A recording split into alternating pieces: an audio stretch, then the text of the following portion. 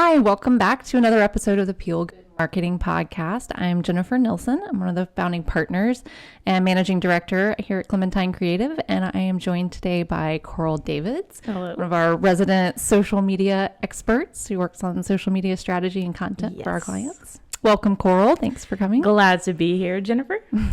So today I think we're going to talk a little bit more in depth about social media and specifically how to sort of choose your social media channels in a strategic way to fit your business. Obviously, there's a lot of different platforms out there. We all know that social media can be really time consuming, really resource intensive, a little overwhelming for a business or a brand that's maybe just trying to get started in that world and make sense of it all. So I want to talk a little bit more about how you really know which ones are right for your business and your brand, which ones are really going to make an impact on your business. So, I think everything we do here usually starts from a strategy place and taking a strategic approach to really get that return that you want. So, where would you begin for somebody in terms of someone trying to pick those channels?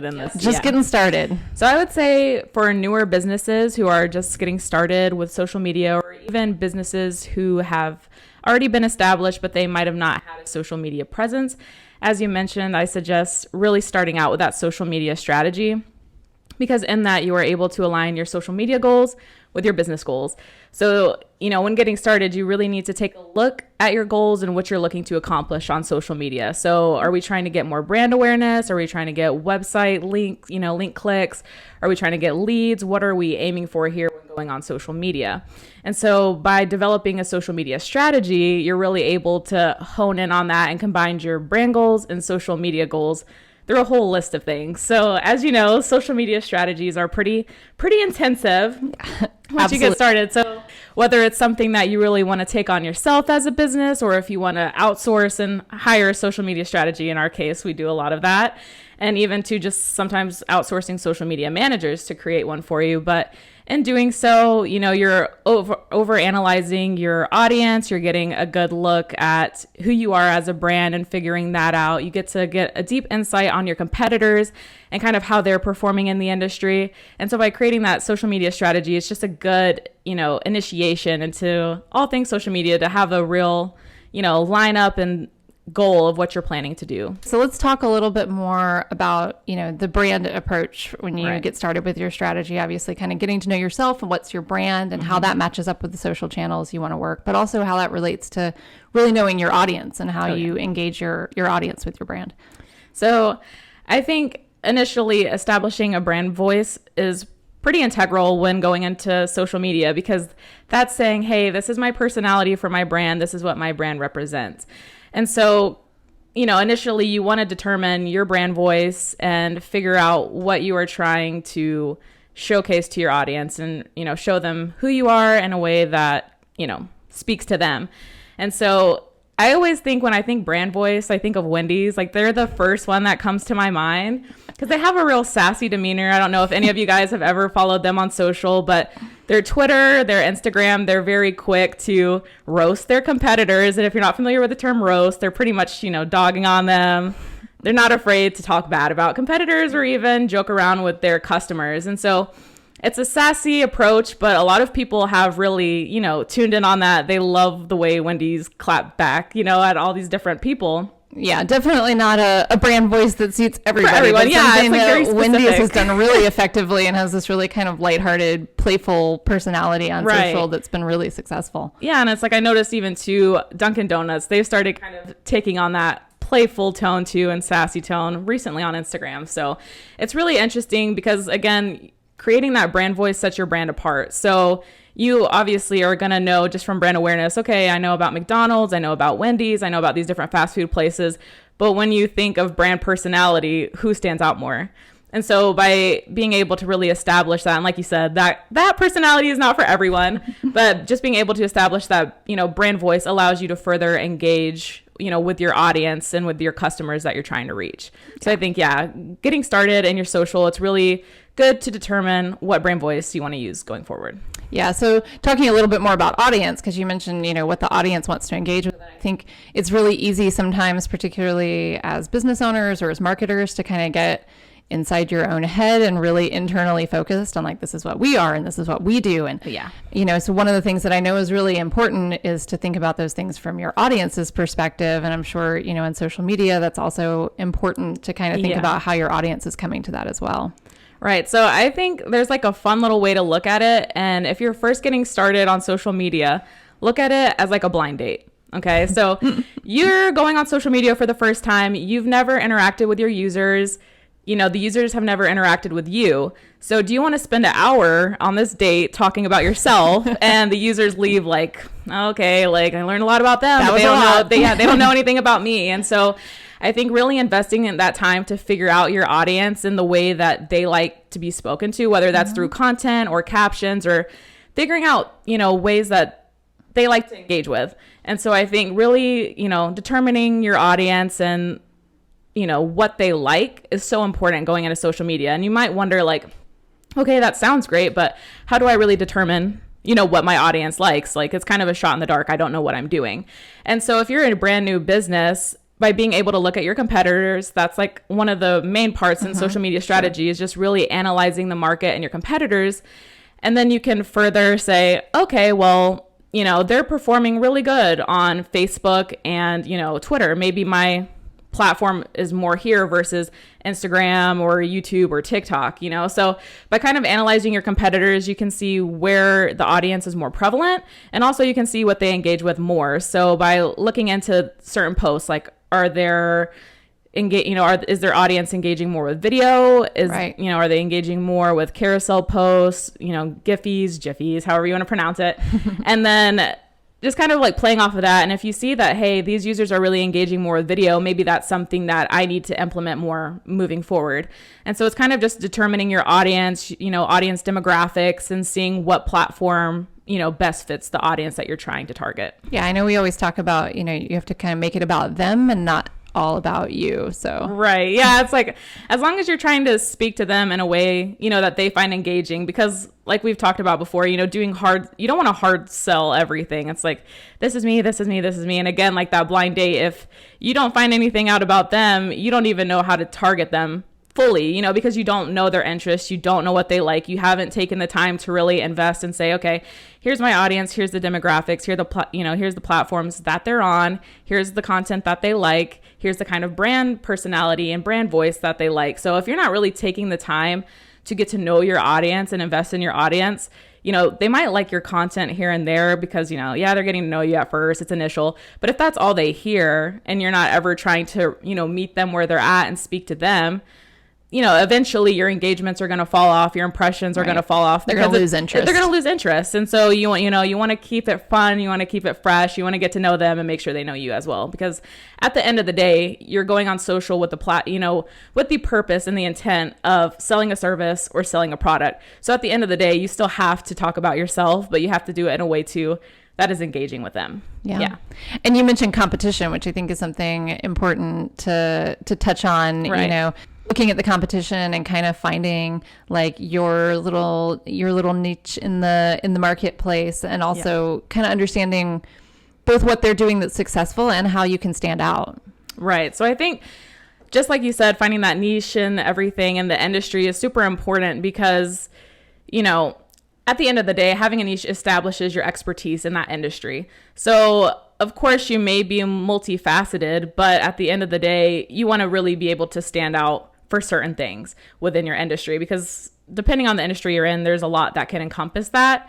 And so you really have to ask yourself, like, how can I stand out? Like what niche market am I looking, to target and aim at? And, even like if you're looking at a car salesman, right? Or maybe they're like a car servicing company, you can say, hey, I service all cars. Or they might also say, hey, I service Toyota. And so if you're a Toyota owner, you're going to say, hey, I think I'm going to go with this, because they're more, they have the expertise in what I'm looking for. Right. Basically. And so being able to establish your niche, of course you want to find your niche, but you want to establish it as well.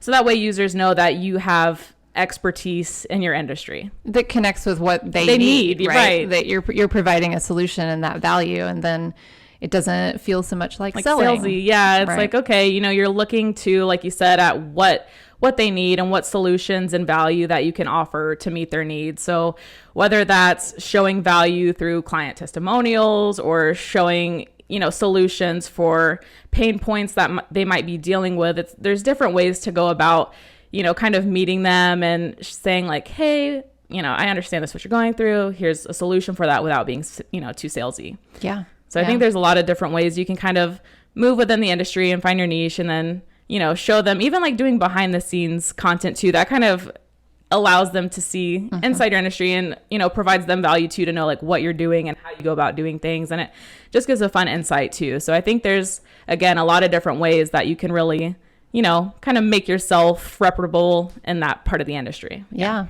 And then it all really comes back to goals, right? I mean, we can spend a lot of time like producing a lot of cool content on social media. Right. But, when you're doing social media for business or for brands, obviously it is really about those goals. Business goals and objectives that you've set that you're trying to achieve. And I know, obviously some platforms are going to be better at some things than others, right?